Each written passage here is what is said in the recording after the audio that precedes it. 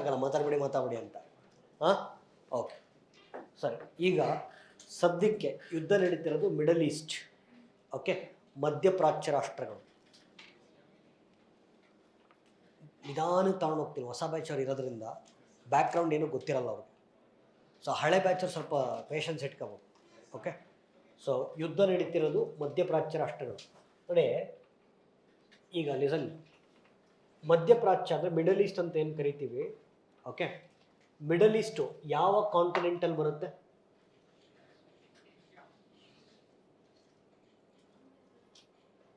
Middle is to ಯಾವ ಕಾಂಟಿನೆಂಟಲ್ಲಿ ಬರುತ್ತೆ?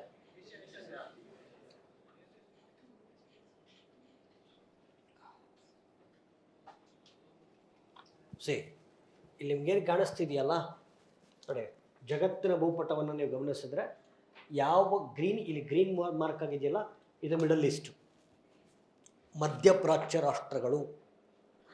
So ಇದನ್ನು ಸುಮಾರು ಹೆಸರಿಟ್ಟು ಕರೀತಾರೆ. ಒಂದು, it is also called as middle East ಅಥವಾ ವೆಸ್ಟ್ ಏಷ್ಯಾ ಅಂತ ಕರಿತೀವಿ. ವೆಸ್ಟ್ ಏಷ್ಯಾ, ಏಷ್ಯಾದ ಪಶ್ಚಿಮ ತುದಿ. ವೆಸ್ಟ್ ಏಷ್ಯಾ ಅಂದರೂ ಒಂದೇ, ಮಿಡಲ್ ಈಸ್ಟ್ ಅಂದರೂ ಒಂದೇ, ಮಧ್ಯಪ್ರಾಚ್ಯ ದೇಶಗಳು ಅಂದರೂ ಒಂದೇ, ಅರಬ್ ದೇಶಗಳು ಅಂದರೂ ಒಂದೇ, ಓಕೆ. ಗಲ್ಫ್ ಕಂಟ್ರೀಸ್ ಅಂದರೂ ಒಂದೇ, ಇಸ್ಲಾಮಿಕ್ ನೇಷನ್ಸ್ ಅಂದರೂ ಒಂದೇ. ಆಮೇಲೆ ಪೇಪರ್ ನೋಡಿ ಗಾಬರಿ ಆಗಿಬಿಡ್ರೆ, ಡೈಲಿ ಒಂದೊಂದು ವರ್ಡ್ ಯೂಸ್ ಮಾಡ್ತಿರ್ತಾನೆ, ಇದ್ಯಾವುದಪ್ಪ ಅನ್ಸ್ಬಿಡುತ್ತೆ ಆಮೇಲೆ, ಓಕೆ. ರಿಪೀಟ್, ಮಿಡಲ್ ಈಸ್ಟ್ ಅಂದರೂ ಒಂದೇ, ವೆಸ್ಟ್ ಏಷ್ಯಾ ಅಂದರೂ ಒಂದೇ, ಆಯಿತಾ, ಅಥವಾ ಅರಬ್ ಕಂಟ್ರೀಸ್ ಅಂದರೂ ಒಂದೇ, ಗಲ್ಫ್ ನೇಷನ್ಸ್ ಅಂದರೂ ಒಂದೇ, ಅಥವಾ ಇಸ್ಲಾಮಿಕ್ ನೇಷನ್ಸ್ ಅಂದರೂ ಒಂದೇ. ಇದನ್ನು ಝೂಮ್ ಮಾಡ್ತಿದ್ದೀನಿ ಅಷ್ಟೆ, ಓಕೆ. ಸರಿ, ಈಗ ಸ್ವಲ್ಪ ಮ್ಯಾಪಿಂಗ್ ಮಾಡೋಣ, ಮಿಡಲ್ ಈಸ್ಟ್ದು ಮ್ಯಾಪಿಂಗ್ ಮಾಡೋಣ, ಓಕೆ. ಸೊ ಸುಮಾರು ದೇಶಗಳು ಬರ್ತವಲ್ಲಿ, ಓಕೆ. ದೇಶಗಳು ನೀವು ಪಟ್ಟಿ ಓದಬೇಕು ಅಂದ್ರೆ ಇಲ್ಲಿ ಕಾಣುತ್ತೆ, ಎಲ್ಲದು ಓದೋಕ್ಕಾಗಲ್ಲ, ಓಕೆ. ಈಗ ಸದ್ಯಕ್ಕೆ ಸುದ್ದಿಯಲ್ಲಿರೋದು ಇರಾನ್, ಓಕೆ. ಸೊ ಎಲ್ಲ ಒಂದು ಸತಿ ನೋಡ್ಕೊಂಬಿಡಿ ಯಾವ ಬರ್ತವೆ. Turkey, Armenia, Georgia, Azerbaijan, Syria, Lebanon, Israel, Jordan, Iraq, Iran, Kuwait, Bahrain, Saudi Arabia, Qatar, United Arab Emirates, Oman, Yemen, Iran, okay. ಸರಿ, ಈಗ ಮ್ಯಾಪಿಂಗ್ ಮಾಡ್ಕೊಂಬಿಡಿ ಸ್ವಲ್ಪ, ಓಕೆ. ಸೊ ಮಿಡಲ್ ಈಸ್ಟ್ದು ಮೇಲ್ಭಾಗಕ್ಕೆ ನಿಮಗೆ ಯುರೋಪ್ ಇದೆ, ಓಕೆ. ಮೇಲ್ಭಾಗಕ್ಕೆ ಯುರೋಪ್ ಇದೆ, ಯುರೋಪ್ ಮತ್ತು ಹಾಂ ಸರಿ. ಸೊ ಮೇಲ್ಭಾಗಕ್ಕೆ ಅನ್ನೋದಕ್ಕಿಂತ ಇದು ಮಿಡಲ್ ಈಸ್ಟ್ ಆದರೆ ಯುರೋಪು ವೆಸ್ಟ್, ಪಶ್ಚಿಮ ದಿಕ್ಕಿಗಿದೆ, ಓಕೆ. ಉತ್ತರ ದಿಕ್ಕಿಗೆ ಇದು ಸೆಂಟ್ರಲ್ ಏಷ್ಯಾ. ಇದು ನಾನು ಇದನ್ನೇನು ಕರೆದೆ, ವೆಸ್ಟ್ ಏಷ್ಯಾ ಅಂತ ಕರೆದೆ. ಏಷ್ಯಾದ ಪಶ್ಚಿಮ ತುದಿ ಇದು ವೆಸ್ಟ್ ಏಷ್ಯಾ, ಮೇಲಕ್ಕೆ ಸೆಂಟ್ರಲ್ ಏಷ್ಯಾ ಇದೆ, ಓಕೆ. ದಕ್ಷಿಣಕ್ಕೆ ಬಂದರೆ, ಓಕೆ. ಸೊ ಪೂರ್ವಕ್ಕೆ ಸೌತ್ ಏಷ್ಯಾ, ಪೂರ್ವಕ್ಕೆ ಈಸ್ಟ್ಗೆ ಸೌತ್ ಏಷ್ಯಾ, ಓಕೆ. ದಕ್ಷಿಣಕ್ಕೆ ಬಂದರೆ, ಓಕೆ, ದಕ್ಷಿಣಕ್ಕೆ ಆಫ್ರಿಕಾ ಮತ್ತು ಇದು ಕೆಳಗಡೆ ಆಫ್ರಿಕಾ ಬರ್ತದೆ, ಕೆಳಗಡೆ ಆಫ್ರಿಕಾ ಮತ್ತು ಅರಬ್ಬಿ ಸಮುದ್ರ ಇದೆ. So make up the mapping first. So west, ಪೂರ್ವಕ್ಕೆ ಇದೆಲ್ಲ ಯುರೋಪ್, ಪೂರ್ವಕ್ಕೆ ಯುರೋಪ್, ಉತ್ತರಕ್ಕೆ ಸೆಂಟ್ರಲ್ ಏಷ್ಯಾ, ಪೂರ್ವಕ್ಕೆ south Asia, okay. South Asia, ದಕ್ಷಿಣಕ್ಕೆ ಇದು ಆಫ್ರಿಕಾ ಮತ್ತು ಅರಬ್ಬಿ ಸಮುದ್ರ. ಸೊ ಈಗೇನು ಕಿತ್ತಾಡ್ತಿದ್ದಾವೆ ಎರಡು ದೇಶಗಳು, ಓಕೆ. ಇಸ್ರೇಲ್ ಮತ್ತು ಇರಾನ್ ಎರಡೂ ಕೂಡ middle east countries, okay. Middle east countries ಕಿತ್ತಾಡ್ತಿದ್ದಾವೆ, ಈಗ ಕಾಣುತ್ತಲ್ಲ ಮೇಲೆ. ಸೊ ಇಸ್ರೇಲ್, ಇದು ನೋಡಿ, ನಿಮ್ಗೆ ಇಸ್ರೇಲ್ ಭೂಪಟದಲ್ಲಿ ಕಾಣೋದೇ ಇಲ್ಲ ನೋಡಿ, ಇಷ್ಟೇ ಇಷ್ಟು, ಇದು ಬಿಟ್ಬಿಡಿ ಇದನ್ನು. ಇದು ಪ್ಯಾಲೆಸ್ಟೈನ್, ಇದು ಓಕೆ. ಇದು ಪ್ಯಾಲೆಸ್ಟೈನು, ಇದೇ ಸಪ್ರೇಟ್ ದೇಶ ಇದು, ಆಯಿತಾ. ಇಸ್ರೇಲ್ ಇಷ್ಟೇ ನೋಡಿ ಎಷ್ಟು ಸೌಂಡ್ ಮಾಡ್ತಿದೆ. ಇಸ್ರೇಲ್ ವರ್ಸಸ್ ಇರಾನ್ ಮಿಡಲ್ ಈಸ್ಟಲ್ಲಿ ಕಿತ್ತಾಡ್ತದೆ. ಹಾಗಾಗಿ ಇದನ್ನು ಮಧ್ಯಪ್ರಾಚ್ಯ ಬಿಕ್ಕಟ್ಟು, ಮಿಡಲ್ ಈಸ್ಟ್ ಕ್ರೈಸಿಸ್ ಅಂತ ಕರೀತಾರೆ, ಆಯಿತಾ. ಸರಿ, Israel is A close friend of America, okay. ಹಾಗಾಗಿ ಅಮೇರಿಕಾ ಮತ್ತು ಇಸ್ರೇಲ್ ಸೇರ್ಕೊಂಡು ಇರಾನ್ ಮೇಲೆ ಯುದ್ಧ ಮಾಡ್ತೀವಿ, ಓಕೆ. ಹಾಗಾದರೆ ಈ ಯುದ್ಧ ಅನ್ನೋದಕ್ಕಿಂತ ನೀವು ಕಾರ್ಯಾಚರಣೆ ಅಂತ ಪದ ಕೂಡ ಬಳಸ್ಬೋದು. ಸೊ ಇತ್ತೀಚೆಗೆ ಕಡೆ examination point of view question ಕೇಳ್ಬೋದು. ಅಮೇರಿಕ ಮತ್ತು ಇಸ್ರೇಲ್ ಸೇರ್ಕೊಂಡು ಇರಾನ್ ಮೇಲೆ ಮಾಡಿದಂಥ ಯುದ್ಧವನ್ನು ಏನಂತ ಕರೀತಾರೆ? Operation epic fury. Operation epic fury ಅಂತ ಅಮೇರಿಕದವ್ರು ಕರೆದಿದ್ದಾರೆ. ಸೊ ಇಸ್ರೇಲ್ ಅವರು ಆಪರೇಷನ್ ರೋರಿಂಗ್ ಲಯನ್ ಅಂತ ಕರೆದಿದ್ದಾರೆ. ಏನು ಬರ್ಕಂತೀರಿ? ಎಷ್ಟು ಬರ್ಕಂತೀರಿ? ಸುಮ್ಮನೆ ಕೇಳಿಸ್ಕೊಳ್ಳಿ, ನೋಡ್ಸ್ಕೊಡ್ತೀರಿ. ಅಷ್ಟು ಚೆನ್ನಾಗಿ ನೋಡ್ಸ್ಕೊಡ್ತೀವಿ, ಎಲ್ಲ ಬರ್ಕಂತಿರಲ್ಲ. ಅನನ್ಯ ಸಾಧನ ಪಾರ್ಟ್ 2 ಬರೆಯಕತ್ತಾರೆ, ಬರ್ದಿರೋದನ್ನೇ ಓದಲ್ಲ. Okay, operation don't right anything, listen, ಆರಾಮ್ ಸೆಕ್ಷನ್ ಕೇಳಿಸ್ಕೊಳ್ಳಿ. Okay, so operation epic fury by US, so operation roaring lion by Israel. ಆಯಿತಾ? ಸೊ ಇವ್ರು ಯುದ್ಧ ಮಾಡಿದ್ಮೇಲೆ ಆಬ್ವಿಯಸ್ಲಿ ಇರಾನ್ ರಿಟಾಲಿಯೇಟ್ ಮಾಡಲೇಬೇಕು. ಸೊ ಇರಾನ್ ಕೂಡ ಯುದ್ಧವನ್ನು ಘೋಷಣೆ ಮಾಡಿತು. ಅವ್ರ ಕಡೆಯಿಂದ operation true promise 4 by Iran. So Iran retaliate ಮಾಡೋದಕ್ಕೋಸ್ಕರ ಆಪರೇಷನ್ ಟ್ರೂ ಪ್ರಾಮಿಸ್ ಲಾಂಚ್ ಮಾಡ್ತಿದೆ. ಆಯಿತಾ? ಸರಿ, ಈಗ ಇಸ್ರೇಲ್ ಮತ್ತು ಅಮೇರಿಕ ಮೇಲೆ ದಾಳಿ ಮಾಡೋಕ್ಕೆ ದೂರ ಇದ್ದಾವೆ.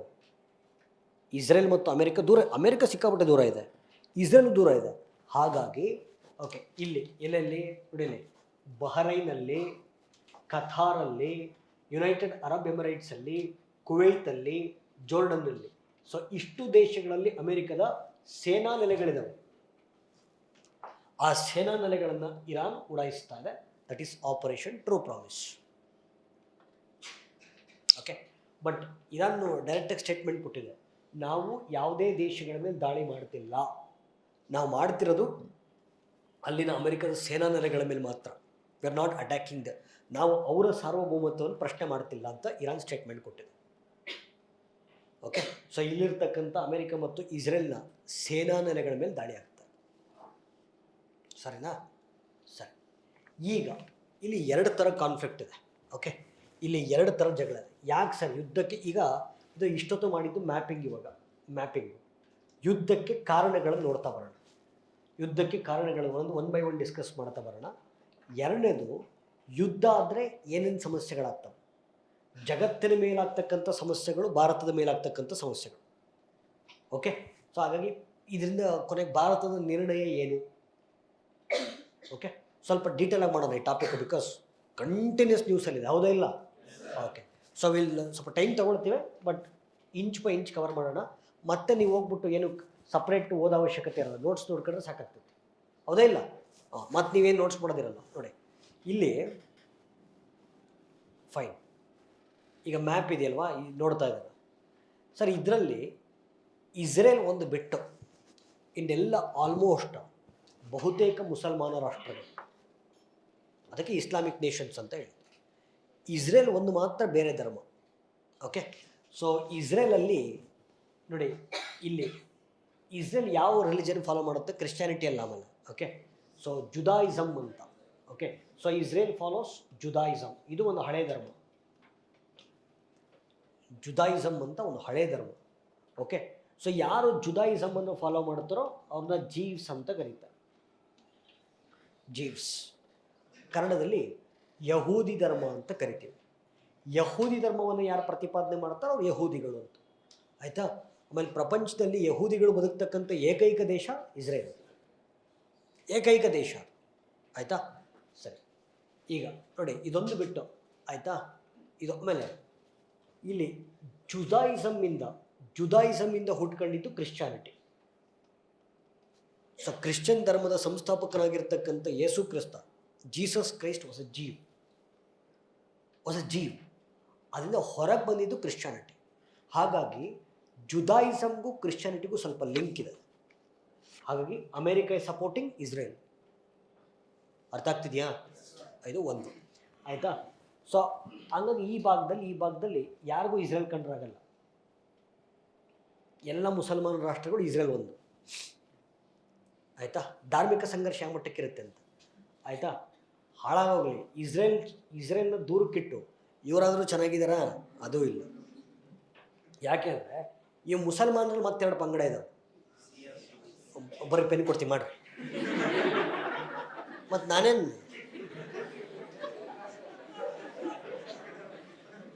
ಸುಮ್ಮನೆ ಡ್ಯಾನ್ಸ್ ಮಾಡೋಕ್ಕೆ ಸರ್ ನಾನು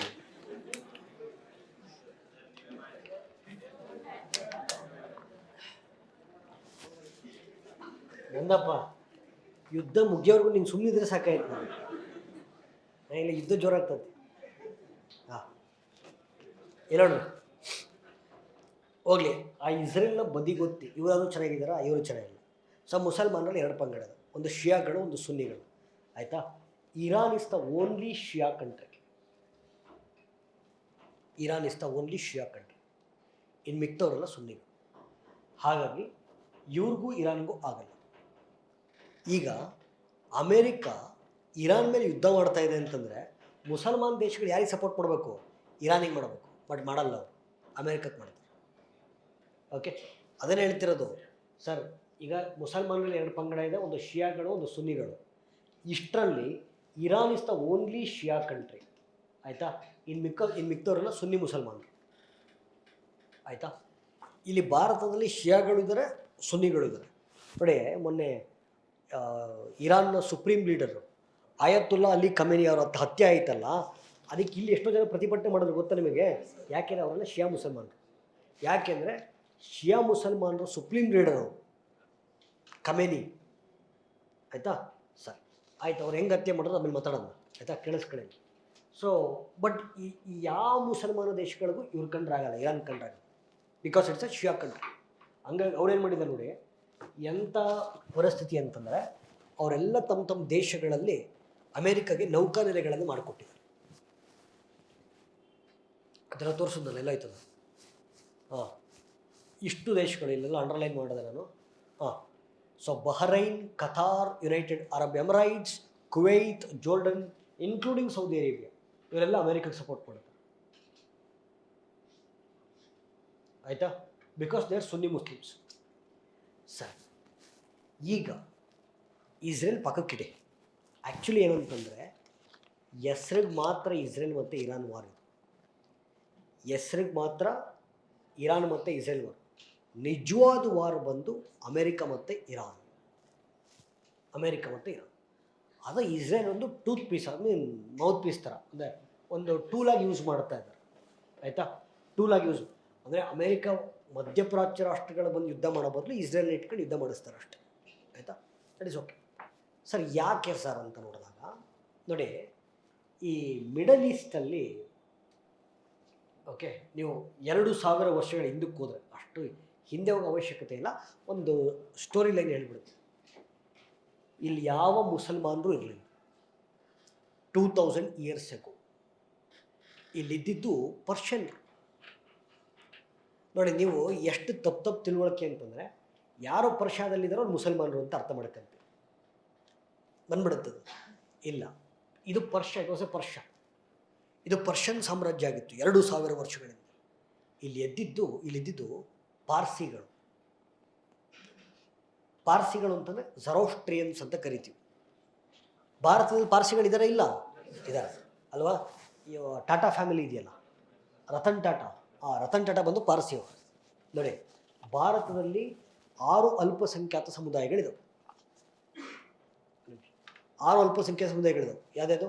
ಮುಸಲ್ಮಾನರು, ಕ್ರಿಶ್ಚಿಯನ್ನರು, ಬೌದ್ಧರು, ಜೈನರು, ಸಿಖ್ಖರು, ಪಾರ್ಸಿಗಳು. ಸೊ ಪಾರ್ಸಿಗಳನ್ನ ಝರೋಸ್ಟ್ರಿಯನ್ಸ್ ಅಂತ ಕರೀತಾರೆ. ಸೊ ಪಾರ್ಸಿಗಳಿದ್ದಿದ್ದು ಎಲ್ಲಿ ಪಾರ್ಸಿಗಳು ವಾಸ ಮಾಡ್ತಿದ್ದು, that was called as Persia. ಆಯಿತಾ. ಪಾರ್ಸಿಗಳು ಈ ಅಗ್ನಿ ಆರಾಧಕರು, ಬೆಂಕಿಯನ್ನು ಪೂಜೆ ಮಾಡ್ತಾರೆ, ಅಗ್ನಿ ಆರಾಧಕರು. ಸೊ ಅವ್ರು ಅಗ್ನಿ ಆರಾಧನೆ ಮಾಡ್ಕೊಂಡು ಇಲ್ಲಿದ್ದರು. ಮುಸಲ್ಮಾನರ ಆಕ್ರಮಣ ಆಗುತ್ತೆ ಎಸ್ಪೆಷಲಿ. ಅಂದರೆ ಈ ಭಾಗದಲ್ಲೆಲ್ಲ ಮುಸಲ್ಮಾನರಿದ್ದರು. ಅಂದರೆ particularly speaking about Iran. Iran was Persia.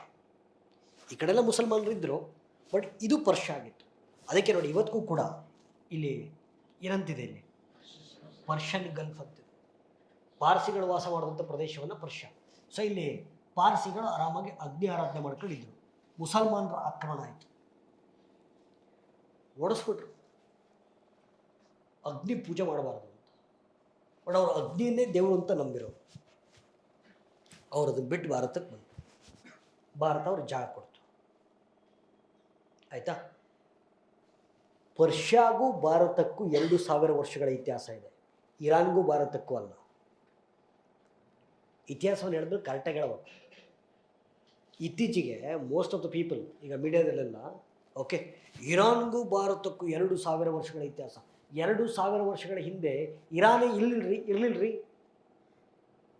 It was Persia. ಪರ್ಷಿಯಾಗೂ ಭಾರತಕ್ಕೂ 2000 ವರ್ಷಗಳ ಸಂಬಂಧ ಇದೆ. ಓಕೆ, ಆಯಿತಾ. ಸರಿ, 1925 ಅಪ್ರಾಕ್ಸಿಮೇಟ್ಲಿ, ಒಂದು 2 ವರ್ಷ ಆಚೆ ಈಚೆ ಆಗಿರ್ಬೋದು. I don't remember the dates exactly. ಆಯಿತಾ, 1925ರಲ್ಲಿ ಇಸ್ಲಾಮಿಕ್ ಇನ್ವೇಷನ್ ಆಗಿ ಪರ್ಷಿಯಾವನ್ನು ಆಕ್ರಮಿಸ್ಕೊಳ್ಳಾಯಿತು. ಆ ನಂತರದಲ್ಲಿ ಅದು ಇರಾನ್ ಆಯಿತು. ಆವಾಗ ಅಲ್ಲಿದ್ದಿದ್ದು ಪೆಹಲ್ವಿ ಅಂತ ಒಂದು ರಾಜಮನೆತನ ಬರುತ್ತೆ, ಮುಸಲ್ಮಾನರ ರಾಜಮನೆತನ.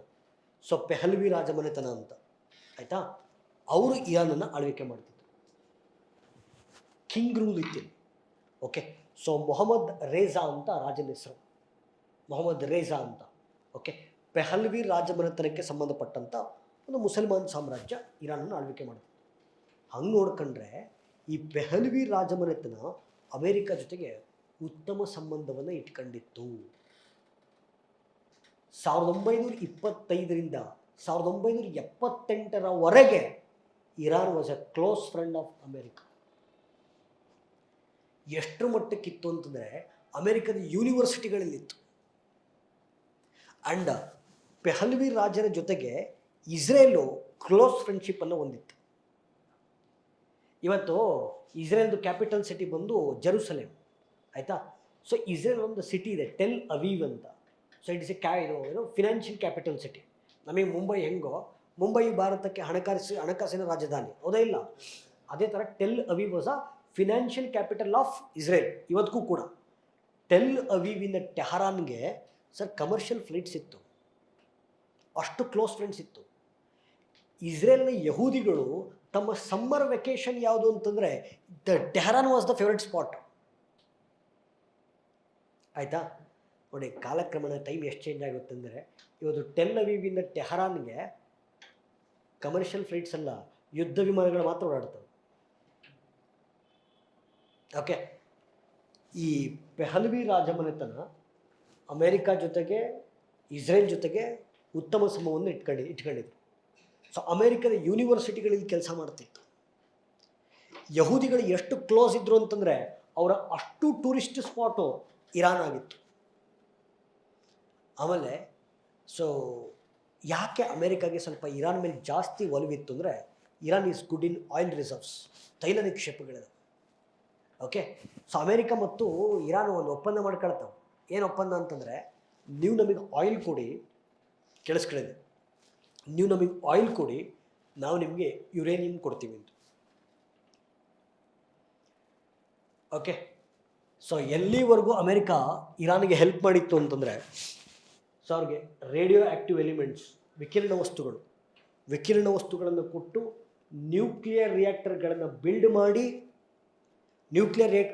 ಮಾಡಿ ಇರಾನ್ಗೆ ಬೇಕಾಗಿರ್ತಕ್ಕಂಥ ಎಲೆಕ್ಟ್ರಿಸಿಟಿ ಪ್ರೊಡಕ್ಷನ್ಗೆ ಹೆಲ್ಪ್ ಮಾಡಿದ್ದು ಇದೇ ಅಮೇರಿಕಾ.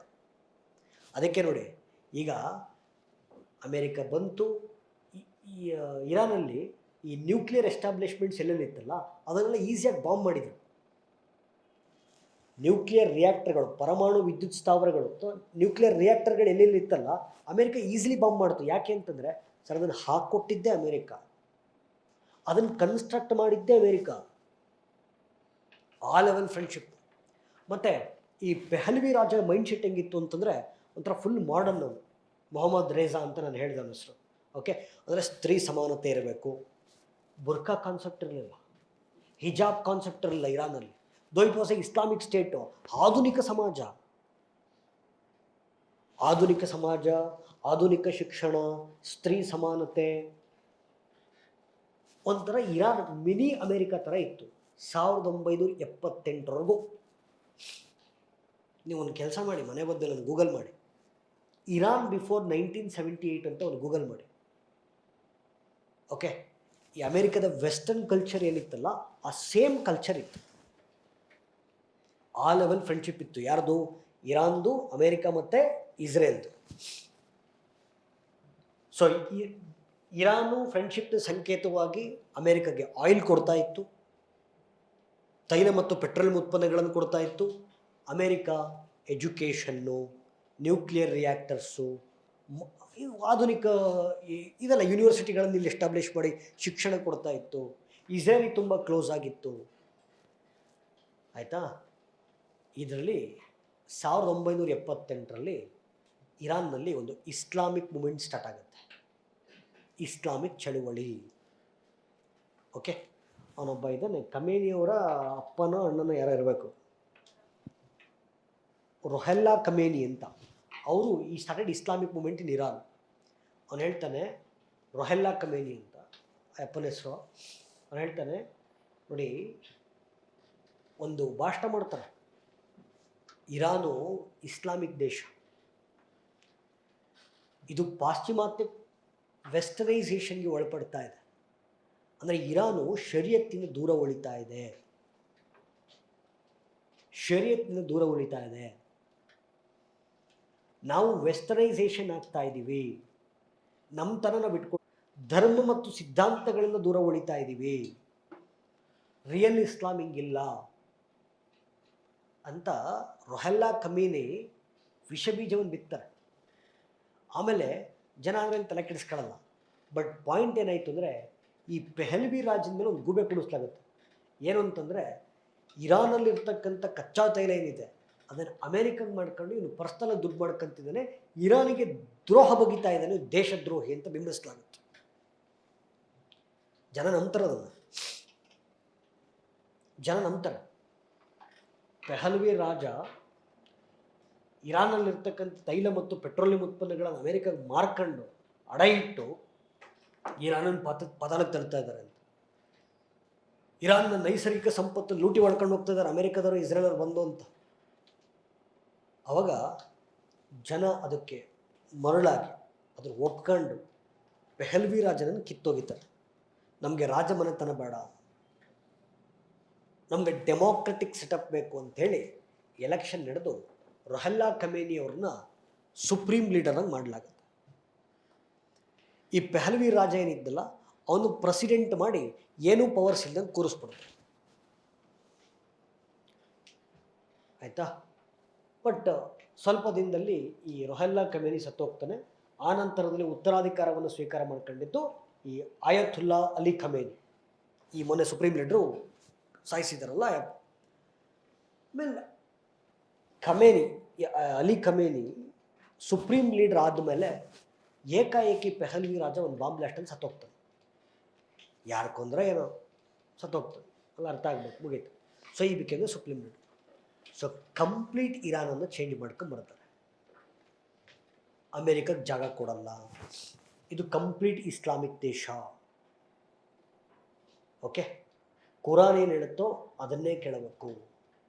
ಬೇರೆ ದೇವರಿಗೆ ಜಾಗ ಇಲ್ಲ, ಬೇರೆ ಧರ್ಮಕ್ಕೆ ಜಾಗ ಇಲ್ಲ, ಪಾಶ್ಚಿಮಾತ್ಯಕ್ಕೆ ಅವಕಾಶ ಇಲ್ಲ, ಸ್ತ್ರೀ ಸಮಾನತೆ ಇರಬಾರ್ದು, ಬುರ್ಕಾ ಹಾಕಬೇಕು, ಹಿಜಾಬ್ ಹಾಕಬೇಕು,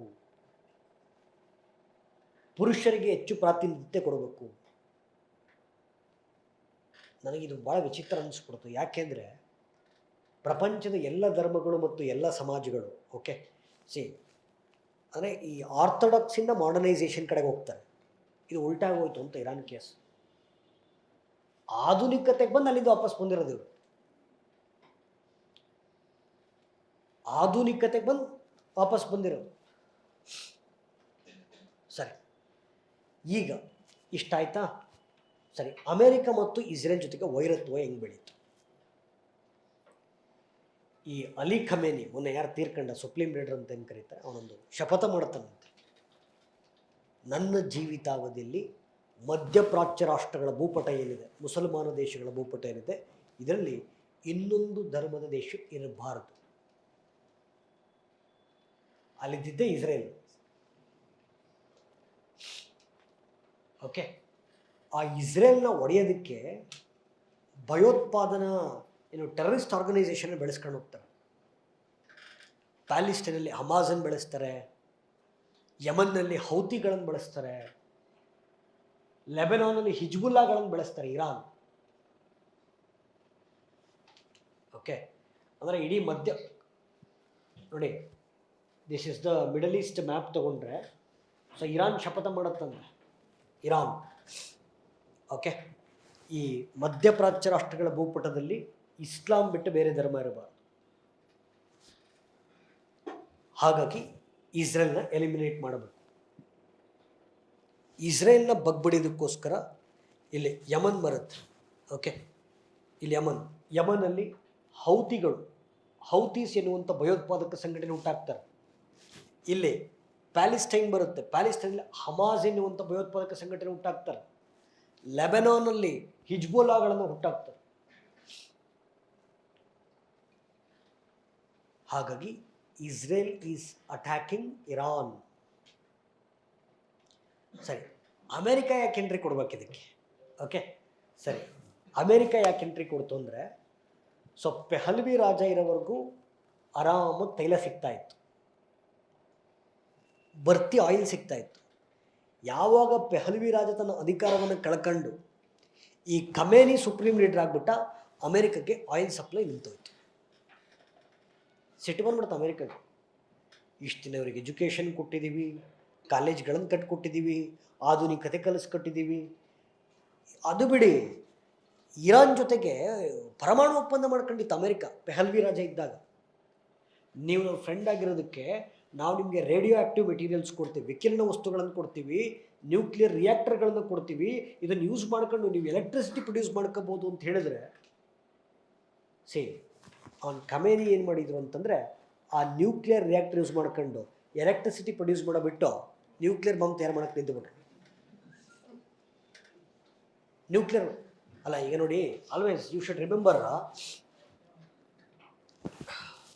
ಆಯಿತಾ, ರೇಡಿಯೋ ಆ್ಯಕ್ಟಿವ್ ಎಲಿಮೆಂಟ್ಸ ವಿಕಿರಣ ವಸ್ತುಗಳು ಅಂತ ಕರಿತೀವಿ. Radium, thorium, plutonium, uranium etcetera. ಇದನ್ನು ಸದ್ಬಳಕೆ ಮಾಡ್ಬೋದು, ದುರ್ಬಳಕೆನೂ ಮಾಡ್ಬೋದು. ಆಯಿತಾ, ನ್ಯೂಕ್ಲಿಯರ್ ರಿಯಾಕ್ಟರ್ ಒಳಗಡೆ ಹಾಕಿದರೆ ಎಲೆಕ್ಟ್ರಿಸಿಟಿ ಬರುತ್ತೆ. ನ್ಯೂಕ್ಲಿಯರ್ ಬಾಂಬ್ ಒಳಗಡೆ ಹಾಕಿದರೆ ದೇಶ ಹಾಳಾಗುತ್ತಷ್ಟೆ. ಆಯಿತಾ, ಅಮೇರಿಕಕ್ಕೆ ಟೆನ್ಷನ್ ಏನು ಶುರು ಆಯಿತು ಅಂದರೆ, ನ್ಯೂಕ್ಲಿಯರ್ ಟೆಕ್ನಾಲಜಿನ ಕೊಟ್ಬಿಟ್ಟಿದ್ದೀವಿ. ಆಯಿತಾ, ಇವು ಟೆರರಿಸಮ್ ಶುರು ಮಾಡ್ಕೊಂಬಿಟ್ಟವ್ರೆ. ತಪ್ಪಿ ನಾಳೆ ದಿನ ನೋಡಿ, ಹಮಾಸಿಗೆ, ಹಿಜ್ಬುಲ್ಲಾಗಳಿಗೆ, ಹೌತಿಗಳಿಗೆ ನ್ಯೂಕ್ಲಿಯರ್ ಬಾಂಬ್ ಕೊಟ್ಬಿಟ್ಟು ಇರಾನು ಎಲ್ಲ ಕಡೆಗೂ ಒಂದು ಹಾಕಮ್ಮ ಅಂತಂದರೆ,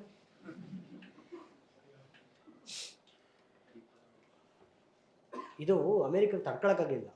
ಒಂದು, ಆಯಿಲ್ ಸಪ್ಲೈ ನಿಲ್ಲಿಸಿದ್ದು. ಆಯಿಲ್ ಸಪ್ಲೈ ನೋಡಿ, ಕಾರಣಗಳನ್ನು ಹೇಳ್ತಾ ಇದ್ದೀನಿ. ಓಕೆ, ಆಯಿಲ್ ಸಪ್ಲೈ ನಿಲ್ಲಿಸಿದ್ದು. ಎರಡನೇದು, ನ್ಯೂಕ್ಲಿಯರ್ ರಿಯಾಕ್ಟರ್ಗಳನ್ನು ದುರ್ಬಳಕೆ ಮಾಡ್ಕೊಂಡು ಪರಮಾಣು ಬಾಂಬನ್ನು ಅಭಿವೃದ್ಧಿ ಮಾಡ್ತಾ ಇರೋದು ಎರಡನೇದು. ಮೂರನೇದು, ಟೆರರ್ ಫಂಡಿಂಗ್ ಮಾಡ್ತಾ ಇರೋದು. ಆಯಿತಾ, ನಾಲ್ಕನೇದು, ಇಸ್ರೇಲ್ ಮೇಲೆ ಅಟ್ಯಾಕ್ ಮಾಡ್ತಾರೆ. So due to all these reasons, okay, due to all these reasons, operation epic fury and operation roaring lion, ಅದಕ್ಕೆ ಪ್ರತ್ಯುತ್ತರವಾಗಿ ಇರಾನು ಆಪರೇಷನ್ ಟ್ರೂ ಪ್ರಾಮಿಸ್ನ ಮುಖಾಂತರ ಬಹರೈನ್, ಕತಾರ್, UAE, ಕುವೈತ್, ಜೋರ್ಡನ್ನಲ್ಲಿರ್ತಕ್ಕಂಥ ಅಮೇರಿಕದ ಸೇನಾ ನೆಲೆಗಳ ಮೇಲೆ ದಾಳಿ. ಆಯಿತಾ, ಸರಿ. ಈಗ ಪ್ಲೀಸ್, ಓಕೆ, ನಾನು ಆಲ್ರೆಡಿ ಹೇಳಿದೆ, ಒಂದೇ ಕಾರಣಗಳನ್ನು ನೋಡ್ತಾ ಬರ್ತೀನಿ ನೋಡಿ, ಪ್ಲೀಸ್ ಕೇಳಿಸ್ಕೊಳ್ಳಿ. Let us come to facts and figures. ನಾವು ಇಷ್ಟೊತ್ತು ಹೇಳಿದ್ದು ಸ್ಟೋರಿ, ಈಗ ಫ್ಯಾಕ್ಟ್ಸ್ ಆ್ಯಂಡ್ ಫಿಗರ್ಸಿಗೆ ಬರೋಣ. ಓಕೆ, ಆಲ್ರೆಡಿ ಹೇಳಿದ್ದೆ, 1979 ಆದಮೇಲೆ, ಅಂದರೆ ಪೆಹಲ್ವಿ ರಾಜ ತನ್ನ ಅಧಿಕಾರವನ್ನು ಕಳ್ಕೊಂಡ. ಯಾಕೆ ಅಂತಂದರೆ ಇಸ್ಲಾಮಿಕ್ ಚಳವಳಿ ಶುರುವಾಗಿತ್ತಲ್ಲಿ. ರುಹಲ್ಲಾ ಖಮೇನಿಯಿಂದ ಇಸ್ಲಾಮಿಕ್ ಚಳವಳಿ ಪ್ರಾರಂಭಗೊಂಡು ಇರಾನ್ ವಾಪಸ್ ಶರಿಯತ್ ಕಡೆಗೆ ಹೋಯಿತು.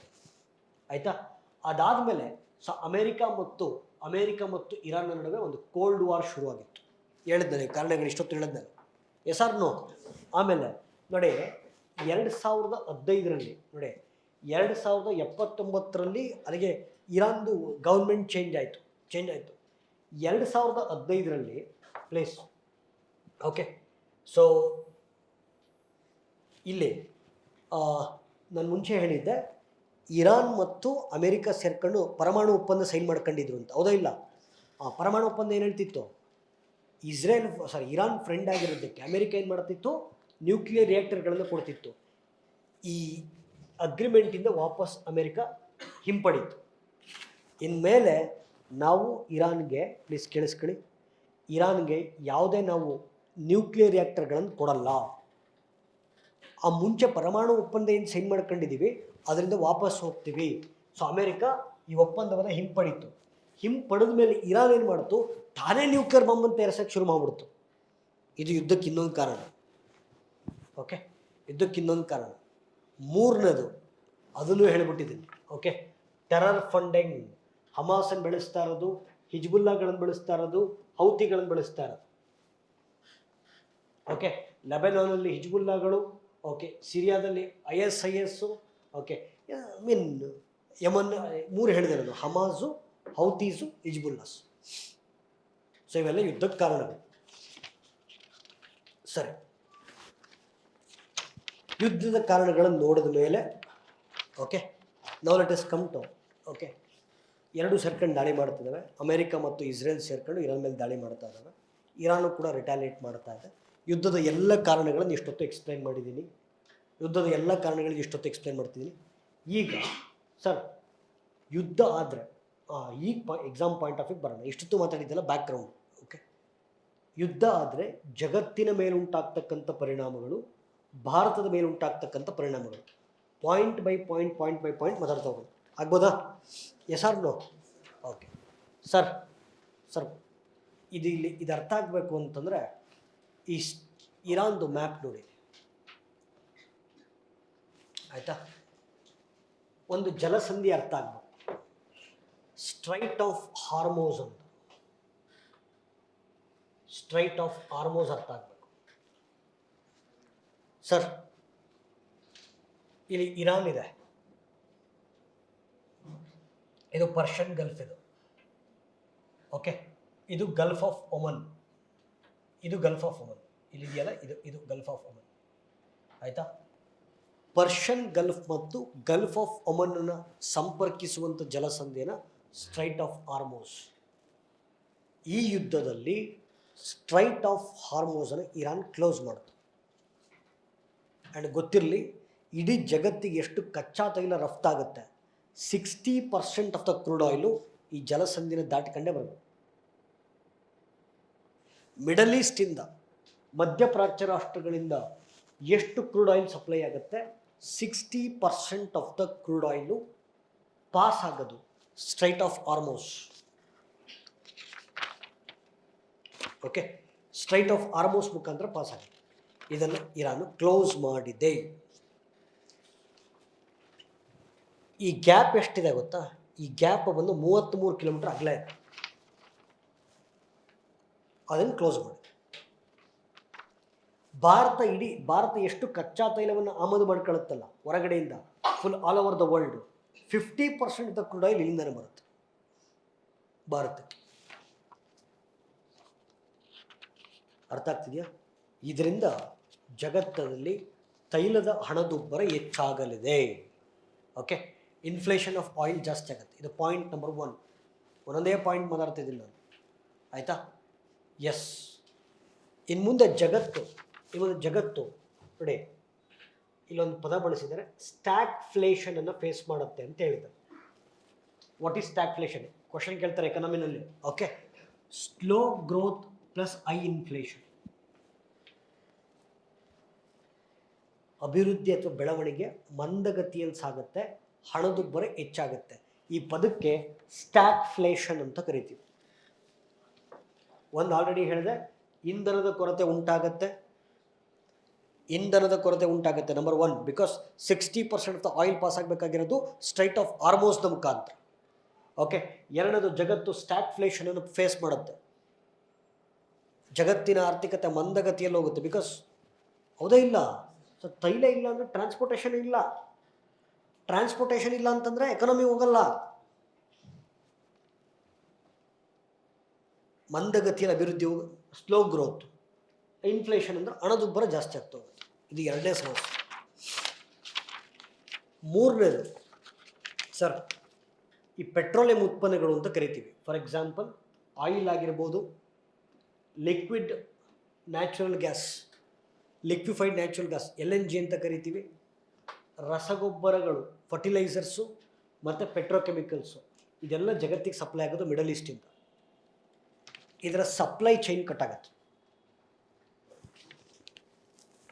ಕಚ್ಚಾ ತೈಲ, ಲಿಕ್ವಿಫೈಡ್ ನ್ಯಾಚುರಲ್ ಗ್ಯಾಸು, ರಸಗೊಬ್ಬರಗಳು ಮತ್ತು ಪೆಟ್ರೋಕೆಮಿಕಲ್ಸ್ಗಳ ಸಪ್ಲೈ ಚೈನು ಇನ್ನು ಮುಂದೆ ಕಟ್ಟಾಗುತ್ತೆ. ಚೈನಾಗೆ ಇದು ತುಂಬ ದೊಡ್ಡ ಹೊಡೆತ ಬೀಳುತ್ತೆ. ಕಾರಣ ಏನು ಅಂತಂದರೆ, ಇರಾನಿಂದ ಅತಿ ಹೆಚ್ಚು ತೈಲವನ್ನು ಆಮದು ಮಾಡಿಕೊಳ್ಳುವ ರಾಷ್ಟ್ರ ಚೈನಾ. ಚೈನಾಗೂ ಹೊಡೆತ ಬೀಳುತ್ತೆ, ಭಾರತಕ್ಕೂ ಹೊಡೆತ ಬೀಳುತ್ತೆ. ಬಟ್ ರಷ್ಯಾ ಹೇಳಿದೆ, ಇರಾನ್ ಏನು ಕೊಡ್ತಾ ಇತ್ತು ತೈಲವನ್ನು, ಆ ತೈಲವನ್ನು ನಾವು ಕೊಡ್ತೀವಿ ಅಂತ ರಷ್ಯಾ ಮತ್ತೊಮ್ಮೆ ತನ್ನ ಫ್ರೆಂಡ್ಶಿಪ್ಪನ್ನು ಎತ್ತಿಡಿತು. ವ್ಲಾದಿಮಿರ್ ಪುತಿನ್ ಫಾರ್ಮ್ ಮಾಡಿದ್ರೆ ಏನು ಗಾಬರಿ ಆಗಿಬಿಡ್ರಿ, ನಿಮ್ಗೇನು ಆಯಿಲ್ ಬೇಕು ಅದಕ್ಕಿಂತ ಕಮ್ಮಿ ಪ್ರೈಸಲ್ಲಿ ನಾವೇ ಕೊಡ್ತೀವಿ ತಗೊಳ್ಳಿ ಅಂತ. ನಿಮ್ಮ ಫ್ರೆಂಡ್ ವ್ಲಾದಿಮಿರ್ ಪುತಿನ್, ರಷ್ಯಾ ಭಾರತ ಶಾಕ್ ಆಯಿತು ಅನ್ಸ. ಈಗ ಸ್ಟೇಟಸ್ ಹಾಕಂತಿದೆ, my student is Vladimir Putin's friend.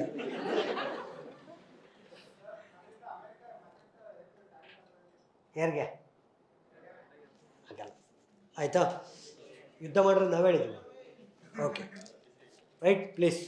ಆಮೇಲೆ ಸರ್ ಪ್ಲೀಸ್ ಕೇಳಿಸ್ಕೊಳ್ಳಿ, ಅಬ್ಸರ್ವ್ ನೋಡಿ.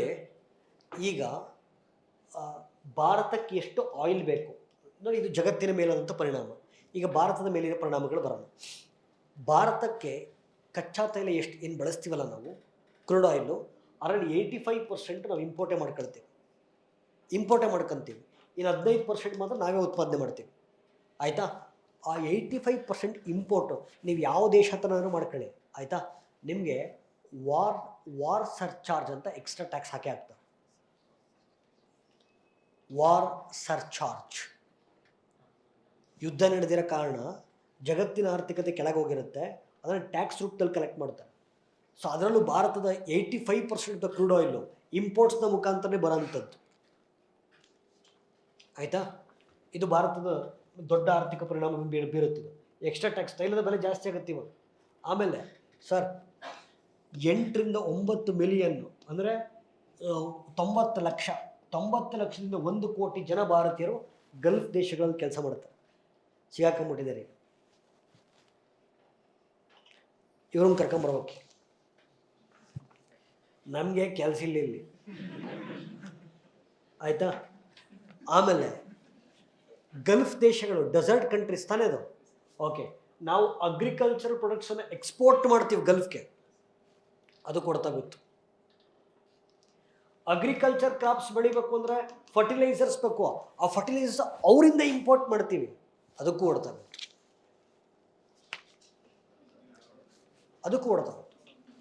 ದೆನ್ ನೋಡಿ,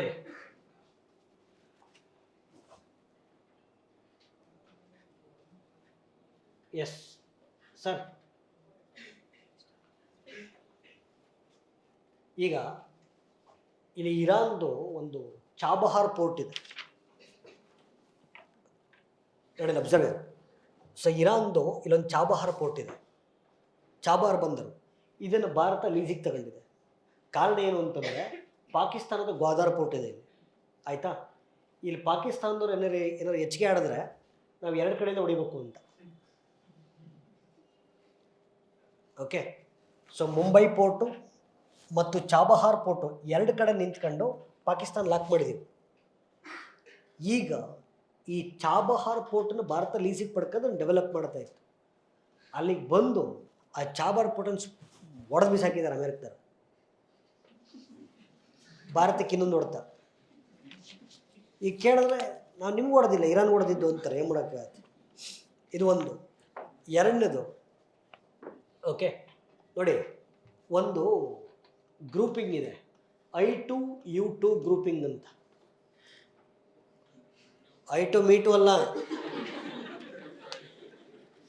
ಓಕೆ. I2 ಅಂತಂದರೆ 2 I ಬರುತ್ತೆ ಇಲ್ಲಿ. ಒಂದು ಪ್ಲೀಸ್ ಲಿಸನ್, ಇಂಡಿಯಾ ಮತ್ತು ಇಸ್ರೇಲ್, ಓಕೆ, UAE ಮತ್ತು USA, I2U2 ಕಂಟ್ರೀಸ್ ಅಂತ ಕರೀತಾರೆ. ಇಸ್ರೇಲ್ ಮತ್ತು ಭಾರತ, ಅಮೇರಿಕ ಮತ್ತು ಯುನೈಟೆಡ್ ಅರಬ್ ಎಮಿರೇಟ್ಸ್, ಆಯಿತಾ? ಈ 4 ದೇಶಗಳು ಕಟ್ಕೊಂಡು ಒಂದು ಒಕ್ಕೂಟ ಮಾಡ್ಕೊಂಡಿದ್ದಾರೆ. ಇದರಲ್ಲಿ ಇರಾನ್ ಇಲ್ಲ, ಆಯಿತಾ? ಬಟ್ ಗೊತ್ತಿರಲಿ, Iran is also friend of India. ಹೌದು ಅಲ್ರಿ, ಮತ್ತು ಚಾಬಹಾರ್ ಪೋರ್ಟ್ ಹೆಂಗೆ ಕೊಟ್ರು ಮತ್ತೆ, ಆಯಿತಾ? ಭಾರತ I2U2 ಗ್ರೂಪಿಂಗಲ್ಲಿ ಇರೋದ್ರಿಂದ ಇದು ಸ್ವಲ್ಪ ಇರಾನ್ಗೆ ಇರ್ಸು ಮುರ್ಸು ಆಗ್ತಾ ಇದೆ. ಬಿಕಾಸ್ ಅಲ್ಲಿ ಭಾರತವನ್ನು ಬಿಟ್ಟು ಈ ಮಿಕ್ತವ್ರು ಯಾರು ಕಂಡ್ರು ಇರಾನ್ಗಾಗಲ್ಲ. ಆಮೇಲೆ ಗೊತ್ತಿರಲಿ, India is a very good friend of Iran. ನೆಗಡೋದೇನಿದೆ ಆಯಿತಾ. ಈಗ I2U2 ಸೇರ್ಕೊಂಡಿರೋದ್ರಿಂದ ಇರಾನ್ ಒಂದ್ಸತಿ ಕರೆದು ಹೇಳ್ತಾರೆ, ನೀವು ಅಕಸ್ಮಾತ್ I2U2 ಸೇರ್ಕೊಂಡ್ರೆ ನಾವು ಚಾಬಾರ್ ಪಟ್ಟು ವಾಪಸ್ ತಂತೀವಿ ಅಂತ. ಹಂಗೋ ಹಿಂಗೆ ಬ್ಯಾಲೆನ್ಸ್ ಮಾಡ್ಕೊಂಡು ಹೋಗ್ತಾ ಇದ್ದೀವಿ. ಓಕೆ ಸರ್, ಇದೊಂದು ಪ್ರಾಬ್ಲಮ್ ಆಗಿದೆ.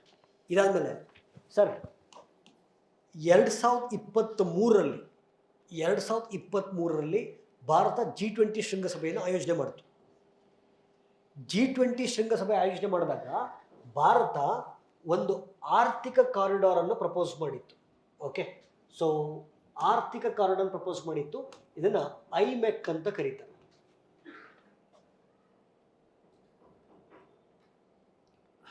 Okay, IMEC, India middle East Europe economic corridor ಅಂತ. ಆಯಿತಾ ಸರ್, ಇದರಲ್ಲಿ ಭಾರತ, ಮಿಡಲ್ ಈಸ್ಟ್, ಮಧ್ಯಪ್ರಾಚ್ಯ, middle East, Europe economic corridor. ಭಾರತದಿಂದ ನೆಕ್ಸ್ಟ್ ಪಾಯಿಂಟ್ ಕನೆಕ್ಟ್ ಆಗೋದೇ ಇರಾನ್. ಆಯಿತಾ, ಇದು ಬ್ಲಾಕ್ ಆಗುತ್ತೆ, ಇವಾಗ ಮುಂದಕ್ಕೆ ಹೋಗಲ್ಲ. ಇರಾನೇ ಬ್ಲಾಕ್ ಆದರೆ ಇನ್ನು ಮುಂದಕ್ಕೆ ಹೋಗ್ತೀರಾ,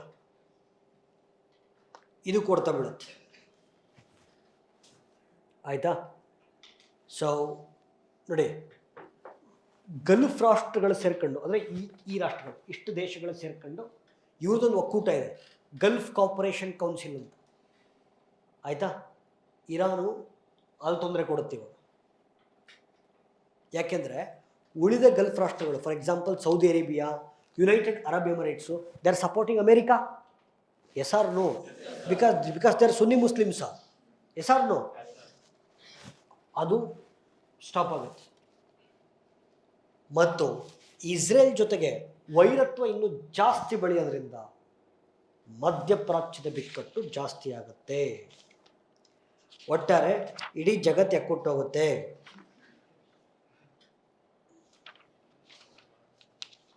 ಇಷ್ಟೆಲ್ಲ ಸಮಸ್ಯೆ ಆಯ್ತು. ಆಯಿತಾ.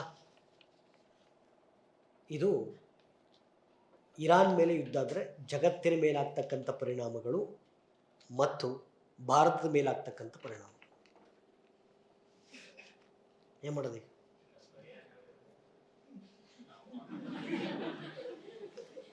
ಪರಿಹಾರ ಇವನಿದೆ, ಶಕ್ತಿ ಯೋಜನೆ, ಗೃಹಲಕ್ಷ್ಮಿ, ಗೃಹಭಾಗ್ಯ ತೆಗ್ದಾರ. ಆಯ್ತು. ಹೆಂಗೆ ಇವನಿಧಿ ದುಡ್ಡು ಬರೋದ್ರಿಂದ ಒಂದು 2-3 ಪಾರ್ಟಿಗೆ ಆಗೋದು. ಆಯಿತು ನೋಡ್ರಿ ಸರ್, ಈಗ ಒಟ್ಟಾರೆ ಪ್ಲೀಸ್ ಮಾತಾಡಿ. ಒಟ್ಟಾರೆ ಸರ್, ಮಧ್ಯಪ್ರಾಚ್ಯ ಅಂದರೆ ಮಿಡಲ್ ಈಸ್ಟು ಹತ್ಕೊಂಡು ಉರಿತಾ ಇದೆ. ಓಕೆ, ಸೊ ಈಗ ಯಾಕೆಂದರೆ ಸರ್ ಇಲ್ಲಿ ನೋಡಿ, ಇರಾನ್ ಒಂದೇ ಒಂದು ಕಡೆ, ಮಿಕ್ತವರೆಲ್ಲ ಒಂದು ಕಡೆ ಆಗಿದ್ದಾರೆ. ಓಕೆ, ಸೊ ಮಧ್ಯಪ್ರಾಚ್ಯ ರಾಷ್ಟ್ರಗಳು ಹತ್ಕೊಂಡು ಉರಿತಾ ಇದ್ದಾವೆ. ರೈಟ್, ಸರಿ. ಹಿಂಗಾದರೆ ಸರ್ ನೋಡಿಲಿ, ಫಸ್ಟ್ ಪಾಯಿಂಟು ತೈಲ ಸಂಪನ್ಮೂಲಗಳ ಪೂರೈಕೆ ಏರುಪೇರಾಗುತ್ತೆ. ಆಯಿತಾ. ಎರಡನೇದು ನೋಡಿ, ಸ್ಟ್ರೈಟ್ ಆಫ್ ಹಾರ್ಮೋಸ್ ಹೇಳಿದೆ ನಿಮಗೆ. ಇನ್ನೊಂದು 2 ಪಾಯಿಂಟ್ ಇದೆ, ಹೇಳ್ಬಿಡ್ತೀನಿ. ಓಕೆ, ಸೊ ಇರಲಿ, ಅದು ನನಗೆ ಬರೋಣ. ಓಕೆ, ಸೆಕೆಂಡ್ ಪಾಯಿಂಟ್ ಬಿಟ್ಟಿರಿ, ಫಸ್ಟ್ ಪಾಯಿಂಟ್ ನಾನು ಹೇಳ್ಬಿಡ್ತೀನಿ. ಸೊ ತೈಲ ಪೂರೈಕೆ ಸಪ್ಲೈ ಚೈನ್ ಕಟ್ಟಾಗುತ್ತೆ ಅಂತ ಹೇಳಿದೆ. 3ನೇ ಪಾಯಿಂಟ್ ನೋಡಿ, ನಿಮಗೆ ಮುಸಲ್ಮಾನರ ಧಾರ್ಮಿಕ ಕ್ಷೇತ್ರಗಳು, ಓಕೆ, ಜೆರುಸಲೇಮ್, ಮೆಕ್ಕಾ, ಮದೀನಾ ಇವಿರೋದೆಲ್ಲ ಎಲ್ಲಿ? ಮಿಡಲ್ ಈಸ್ಟಲ್ಲಿ. ಓಕೆ, ಅವಕ್ಕೂ ತೊಂದರೆ ಆಗ್ತವೆ.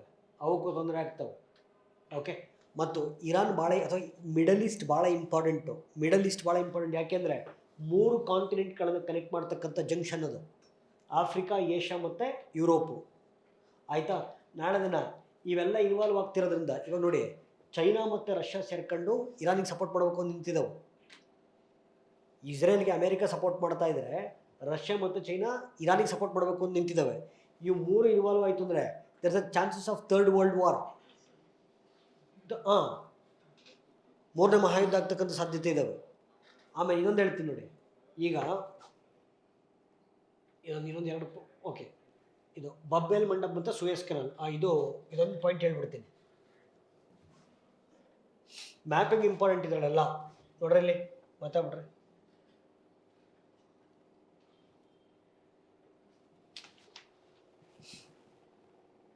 ಎಲ್ಲದು ಅವನು ಮೌನೇಶ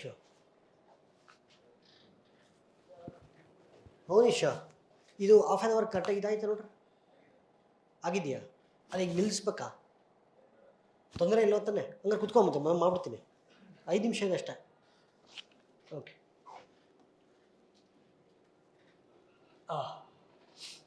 ಸರ್ ಈ ಮ್ಯಾಪ್ ನೋಡ್ರಿ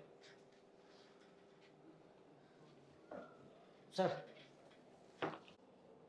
ನೋಡ್ರಿ ಇಲ್ಲಿ ಸರ್, ನಿಮ್ಗೆ ಇರಾನ್ ಬರ್ತಾರೆ ಇಲ್ಲಿ, ಇದು ಇರಾನ್, ಇದು ಪರ್ಷಿಯನ್ ಗಲ್ಫು. ಕನ್ಫ್ಯೂಸ್ ಮಾಡ್ಕೊಬಿಡ್ರು. ಇಲ್ಲಿ ನೋಡ್ರಿ, ಅಬ್ಸರ್ವ್.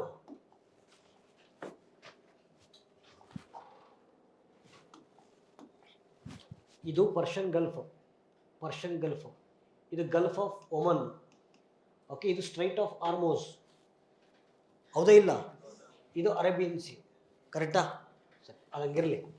ಈಗ ನೋಡಿ, ಇಲ್ಲಿ ಈ ಪಿಂಕ್ ಲೈನ್ ಏನು ಹೋಗಿದೆಯಲ್ಲ, ಈ ಪಿಂಕ್ ಲೈನ್ ಏನು ಹೋಗಿದೆ ಸರ್? ಆ ಪಿಂಕ್ ಲೈನು ವೆಸ್ಟ್ ಮತ್ತು ಈಸ್ಟನ್ನು ಕನೆಕ್ಟ್ ಮಾಡುವ ಶಾರ್ಟೆಸ್ಟ್ ಟ್ರೇಡ್ ರೂಟ್. ಅದು ಪಿಂಕ್ ಲೈನು ವೆಸ್ಟ್ ಮತ್ತು ಈಸ್ಟನ್ನು ಕನೆಕ್ಟ್ ಮಾಡುವ ಶಾರ್ಟೆಸ್ಟ್ ಮ್ಯಾರಿಟೈಮ್ ಟ್ರೇಡ್ ರೂಟ್. ಅದು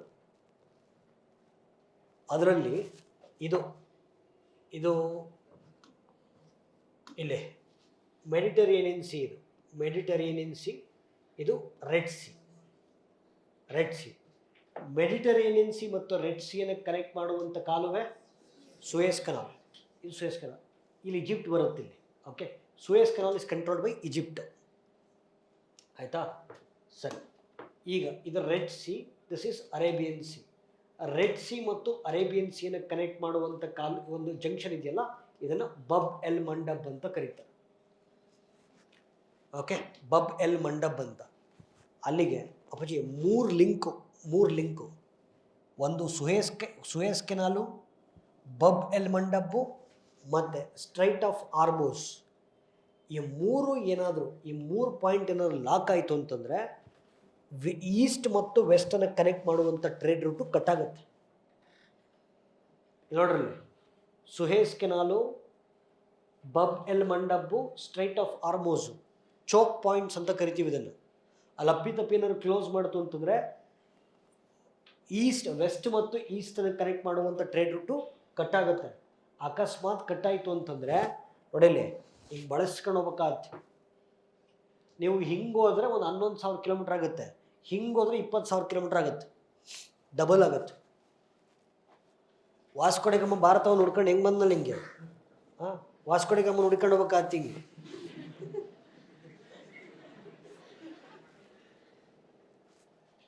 ಸದ್ಯಕ್ಕೆ ಇದಿಷ್ಟು ಇರಾನ್ ಮತ್ತು ಇಸ್ರೇಲ್ ಯುದ್ಧಕ್ಕೆ ಸಂಬಂಧಪಟ್ಟಂಥ ಅಪ್ಡೇಟ್ಸ್.